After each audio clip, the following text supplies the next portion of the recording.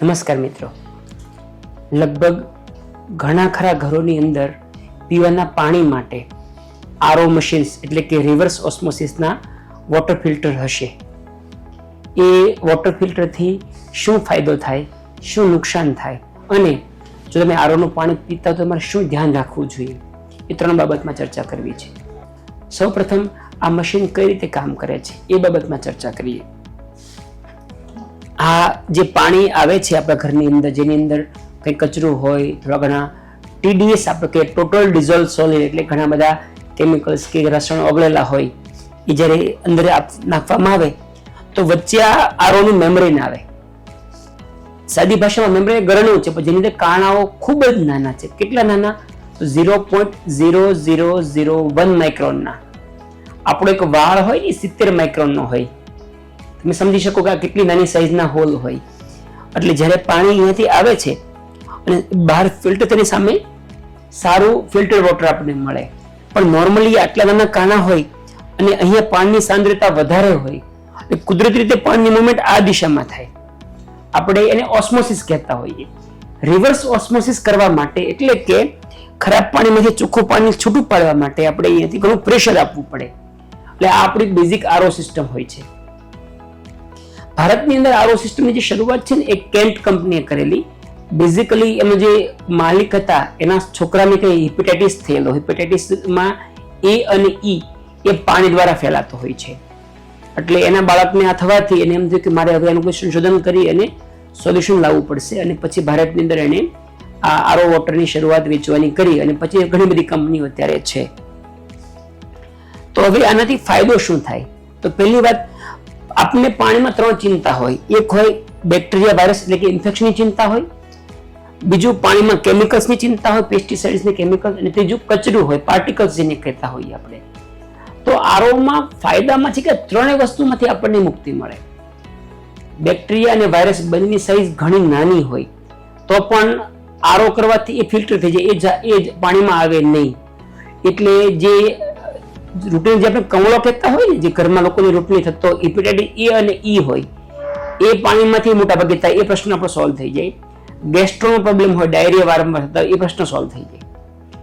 ઘણી વાર એવું બને કે તમે કામની જગ્યાએ બીજેથી પાણી પીતા હોય, એમાંથી ઇન્ફેક્શન લાગી શકે, પણ મોટા ભાગે આરઓ વોટરમાં આ પ્રશ્ન તમને નડે નહીં. કેમિકલ અને પેસ્ટિસાઇડ્સ, એમાં પણ મોટા ભાગના કેમિકલ્સના જે અણુઓ હોય મોટી સાઈઝના હોય તે ફિલ્ટર થઈ જાય. પાણી જેટલી નાના મોલિક્યુલ સાઈઝના કેમિકલ્સ બહુ ઓછા હોય એટલે ઘણા અંશે એ નીકળી જતું હોય છે, અને પાર્ટિકલ્સ કચરું પણ ફિલ્ટર થઈ જાય. જો આરઓને બદલે તમે સાદું ફિલ્ટર વાપરો તો શું થાય? તો એમાં બેક્ટેરિયા તો જતા રહે પણ વાયરસ જાય નહીં. એટલે આજકાલ ઘણા બધા મશીનની અંદર એ લોકો સાદા ફિલ્ટરની સાથે સાથે ઓઝોન આપે, અથવા તો તમે અલ્ટ્રાવાયોલેટ કિરણોથી બી સાથે ફિલ્ટરેશન એક્સ્ટ્રા ઓપ્શન આપે. તમે કોઈ બી ફિલ્ટરની તમે અમેઝોનમાં સર્ચ કરજો, તમને એમાં ટોપિક લખેલું તો મળશે UV plus ozone plus UF એટલે કે અલ્ટ્રા ફિલ્ટર. આરઓનું છતાં પણ જો એની અંદર અલ્ટ્રા ફિલ્ટર અથવા તો ખાસ કરીને જો UV અલ્ટ્રાવાયોલેટ લાઇટ હોય ને તો બેક્ટેરિયા વાયરસ મરી જાય, પરંતુ બાકીના પાર્ટ્સ હોય ને એ સાદા ફિલ્ટરમાં જાય નહીં. હવે આરઓના તો ફાયદા જોયા, નુકસાન પણ કંઈ થતું હશે. તો નુકસાન શું? સૌથી મોટું નુકસાન કે આપણે જે પાણી પીએ છીએ એમાંથી કેલ્શિયમ, મેગ્નેશિયમ, આયોડિન, કોબાલ્ટ આવા ઘણા બધા મિનરલ્સ જેને કે જે ધાતુનો અમુક પ્રકાર છે જે આપણા હેલ્થ માટે જરૂરી છે એ પાણીમાંથી નીકળી જાય.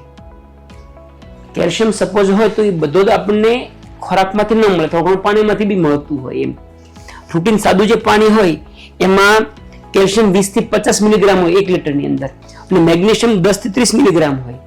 જો તમે એને આરઓથી ફિલ્ટર કરવામાં આવે તો કેલ્શિયમનું પ્રમાણ 20 થી 50 માંથી 1 બની જાય, અને મેગ્નેશિયમ પણ લગભગ 0.5 એટલે કે લગભગ 30-40 ગણું પાણીનું પ્રમાણ ઘટી જાય. હવે જો તમારા ખોરાકમાં કેલ્શિયમ મેગ્નેશિયમનું પ્રમાણ સારું તમે લેતા હો તો તમને અસર નહીં કરશે, પણ જે લોકોની ઉંમર વધારે હોય, આ પાણી પીતા હોય અને ખોરાકમાંનું પ્રમાણ ઓછું હોય એ લોકોમાં આનાથી હાડકા નબળા પડી શકે. આપણે થોડું ડિટેલમાં જઈએ બાબતમાં. WHO એક 2009માં એક રિપોર્ટ જાહેર પાડેલો. એમાં એ લોકોએ કહેલું કે જે લોકોના પાણીની અંદર ડિમિનરલાઇઝ વોટર હોય, જેમાં મિનરલ્સ ઓછા હોય, એ લોકો જો આ પાણીનું લાંબો સમય સેવન કરે તો એ લોકોને ઓસ્ટિયોપોરોસિસ, હૃદયરોગનું પ્રમાણ અને બીજા મેટાબોલિક ડિસઓર્ડર્સનું પ્રમાણ વધી જતું હોય છે. એક જર્નલ છે ઓસ્ટિયોપોરોસિસ ઇન્ટરનેશનલ કરીને, એ લોકો 2000ની સાલમાં એક સંશોધન બહાર પાડેલું. એમણે પાસે એ વસ્તુ કીધી કે જે લોકોના ખોરાકની અંદર દિવસમાં 400 મિલીગ્રામ કરતાં ઓછું કેલ્શિયમ જતું હોય અને એ લોકો આરઓનું પાણી એટલે કે ડીમિનરલાઇઝ વોટર પીતા હોય તો એવા લોકોની અંદર ઓસ્ટિયોપોરોસિસ એટલે કે હાડકા નબળા પડવાની ચાન્સ વધારે હોય. એ લોકોને ઓછું વાગવાથી પણ ફ્રેક્ચર થઈ શકે. આ પ્રોબ્લેમ ખાસ કરીને ઉંમર વધારે હોય એમને વધારે જોવામાં આવતો હોય છે. એવું જ એક બીજો રિપોર્ટ બહાર પડેલો કે જેની અંદર એ લોકો હૃદયરોગ માટે ચર્ચા કરી કે હૃદયરોગનું પ્રમાણ પણ જે લોકો પાણીમાં ક્ષાર ઓછા હોય એવા લોકોને વધારે જોવા મળે છે. આપણે ગામડાઓમાં સૌરાષ્ટ્રની જે પાણી પીતા હોય મોળું પાણી કહીએ, જેની અંદર આ મિનરલ્સ ખૂબ વધારે હોય અને એવા લોકોને જે લોકો પાણી પીતા હોય એમને આ પ્રોબ્લેમ ઓછા થતા હોય છે. વિટામિન B12 ડેફિશિયન્સી બી આપણે ઘણી સાંભળતા હોય, લોકોને B12 બહુ ઘટી જાય છે. તો એક કારણ કઈ ને કઈ અંશે આરઓ વોટરનો પણ હોય છે. ઘણા બધા સંશોધન જોવા મળે છે, લોકો એવું કે 3 થી 5 ગણું જોખમ વધી જાય જો આરઓનું પાણી પીવામાં આવે તો. એક કરમસદ મેડિકલ કોલેજમાં બી સંશોધન થયેલું. એ લોકો એવું સંશોધન કરેલું કે જેને B12 ની ડેફિશિયન્સી હોય એ લોકો કયા પ્રકારનું પાણી પીવે અને ન હોય તો કયા પ્રકારનું પાણી પીતા હોય. અને એવું જોયેલું 250 લોકોનું સંશોધન કર્યું. જે લોકોને B12 ની ખામી હતી એ લોકોમાં અડધા લોકો આરઓનું પાણી પીતા હતા. બાકીના 180 લોકો જેને B12 ની ખામી નહોતી એમાં ખાલી 17% લોકો આરઓનું પાણી પીતા હતા. એટલે કઈ ને કઈ અંશે B12 ની ખામીનું પ્રમાણ બી વધી જાય છે. તો હવે આખા વિડીયોનું કન્ક્લુઝન શું ધ્યાન રાખવું જોઈએ? તો ધ્યાનમાં પહેલી વસ્તુ, જે લોકો આરઓનું પાણી પીતા હોય એમણે ખોરાકની અંદર કેલ્શિયમ, મેગ્નેશિયમ જેવા તત્વો વધારે હોય એ કાળજી રાખવી જોઈએ. બીજી વસ્તુ TDS, મેં જે મિનરલ્સની વાત કરી ને, તમે જ્યારે આરઓનું ફિલ્ટર મુકાવશો મોટાભાગે એ લોકો 50, 60, 70 નો TDS રાખવા તમને કહેશે, તમને ટેસ્ટ સારો આવશે. પણ સલાહ એવી છે કે જો તમે ઘરમાં આરઓ વાપરતા હો તો તમે TDS 150 થી 200 ની વચ્ચે રાખો, 150 to 200 ની વચ્ચે, તો તમને આ મિનરલ્સના પ્રોબ્લેમ ઓછા આવશે. શરીરમાં જે કેલ્શિયમ, મેગ્નેશિયમની જે પાણીમાં પ્રમાણ ઘટી જાય છે એ પ્રમાણ ઓછું આવશે અને આવું કરવા છતાં ઇન્ફેક્શનનો રિસ્ક વધશે નહીં. તમને જો આ માહિતી ઉપયોગી લાગી હોય તો તમે આ રીતે બીજા વિડીયો નીચે જોઈ શકશો અને જો તમને કંઈ ક્વેશ્ચન હોય તો નીચે કોમેન્ટમાં જરૂર જણાવશો. ધન્યવાદ.